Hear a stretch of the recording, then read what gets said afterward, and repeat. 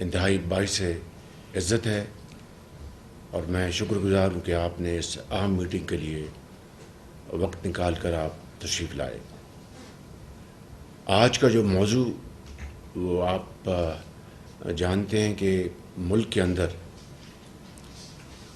جو اس وقت نئی منتخب حکومتیں الیکشن کے نتیجے میں آ چکی ہیں، وفاق میں بھی ہمیں اب 24 دن ہو گئے، اسی طرح درجہ بدرجہ صوبوں میں، تو اس وقت ہماری جو سب سے بڑی اور اہم جو مصروفیت ہے وہ پاکستان کے اندر جو ہمیں چیلنجز ہیں مختلف حوالوں سے، اس کو سمجھنا اور پھر بڑی برق رفتاری سے اس کے اوپر عمل کرنا تاکہ ہم معیشت کو سنبھالا دیں مل کر۔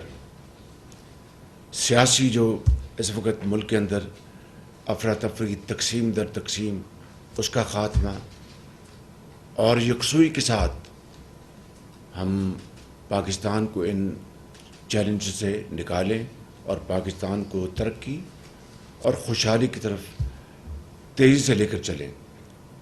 یہ تبھی ممکن ہے کہ وفاق، چاروں صوبے، وہاں کی حکومتیں، وزراء اعلیٰ اور ادارے اور افواج پاکستان، ہم سب مل کر اس عظیم مشن کے لیے یکسو ہو جائیں۔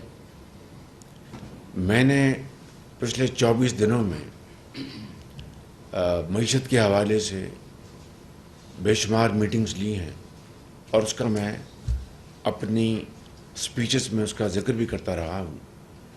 آج ریپیٹیشن میں جائے بغیر چند باتیں آج کی میٹنگ کے حوالے سے جو ریلیونٹ ہیں وہ میں دوبارہ عرض کرنا چاہوں گا کہ جس مقصد کے لیے ہم یہاں پر آج اکٹھے ہوئے ہیں۔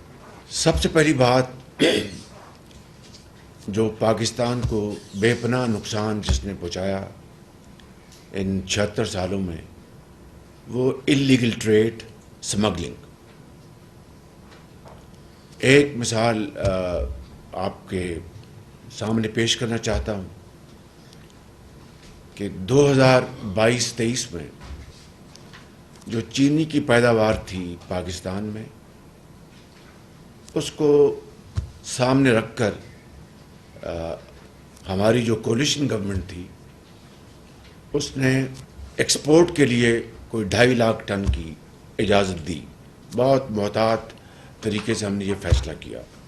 اس کے بعد ہمیں بتایا گیا جی کہ جو سرپلس جو اس کا تخمینہ ہے اتنا نہیں ہے، تو ہم نے روک دیا۔ مگر یہ حقیقت ہے کہ چینی افغانستان سمگل ہو گئی۔ اسی طریقے سے جو بجلی کی جو چوری ہے، اس حوالے سے سال کا 400-500 ارب روپے ایک تخمینہ ہے کہ چوری میں چلا جاتا ہے۔ باقی جو سسٹم کے اندر جو کمزوریاں ہیں، ٹرانسمیشن لاسز، لائن لاسز اور دوسرے، وہ اس کے علاوہ ہے۔ اسی طرح پیٹرولیم کے میدان میں وہاں پر بھی ہماری جو ہے چوری ہوتی ہے گیس کی۔ پھر ریونیوز میں وہ تو بات آپ کے سامنے آ چکی ہے کہ کھربوں روپے کے جو محصولات جو آنے چاہیے وہ نہیں آتے۔ 9 کھرب کا اس سال تخمینہ ہے محصولات کا، لیکن یہ بھی ایک محتاط اندازہ ہے کہ 4 کھرب کے محصولات جو موجودہ جو ٹیکسیشن کا نظام ہے اس میں آ سکتے تھے، وہ کرپشن اور غبن کا شکار اور لیکیجز ہیں۔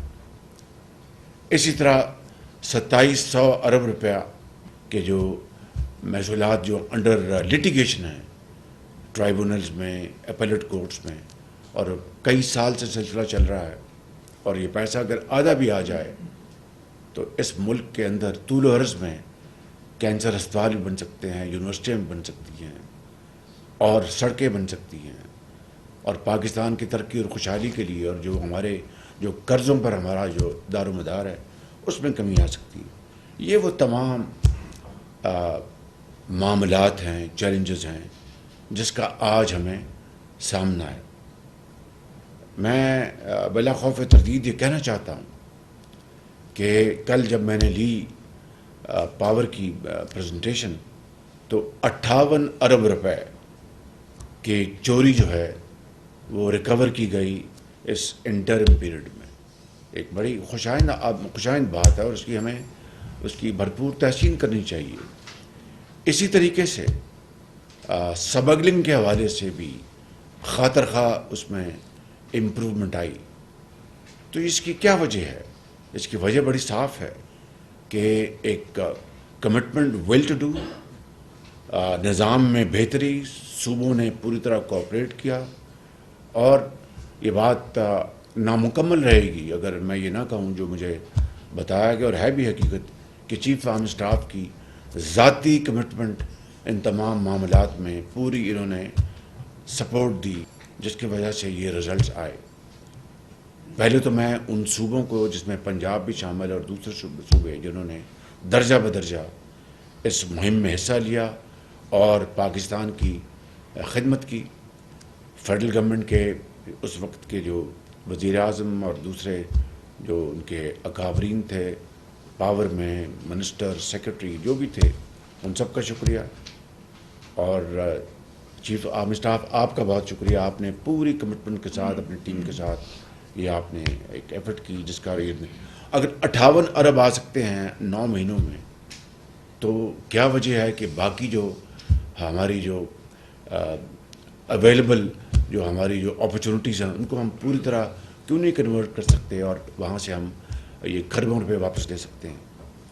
تو یہ ساری بات آئی تھنک بیٹھتی ہے دا ول ٹو ڈو کہ اگر ارادہ ہے تو پھر پہاڑ سمندر وہ رکاوٹیں ختم ہو جاتی ہیں. میں سمجھتا ہوں کہ آج ہم یہاں پر اسی موضوع کے لیے یہاں پر ہم موجود ہیں. میں آپ کا ایک مرتبہ پھر سب کا شکریہ ادا کرتے ہوئے میں یہ عرض کرنا چاہتا ہوں کہ آپ بھی جو وزرائے اعلیٰ ہیں، چیف منسٹر پنجاب مریم نواز صاحبہ، شاہ صاحب چیف منسٹر سندھ، علی امین گنڈا پور چیف منسٹر کے پی، اور بگٹی صاحب چیف منسٹر بلوچستان، اور درجہ بدرجہ وہاں کے چیف سیکرٹریز، آئی جیز، اور فیڈرل گورنمنٹ کے جو ذمہ داران ہیں، منسٹرز، سیکرٹریز، اور لا انفورسنگ ایجنسیز، اور سول آرم فورسز اور انٹیلیجنس ایجنسیز، ہم سب کی اب یہ مشترکہ ذمہ داری ہے کہ ہم نے یہ فیصلہ اگر کیا ہے کہ ہم نے پاکستان کو مشکلات سے نکالنا ہے، وسائل پیدا کرنے ہیں، اور جو قرضوں کی ہم ایک انڈیفینٹ زندگی بسر کر رہے ہیں جس کی کوئی لمٹ نہیں ہے، تو اس کے لیے تو ایک ہی طریقہ ہے کہ ہم پاکستان کی صنعت و حرفت، زراعت کو فروغ دیں، جس کے لیے ایس آئی ایف سی بھی ایک بڑا روبسٹ میکنزم بن چکا ہے.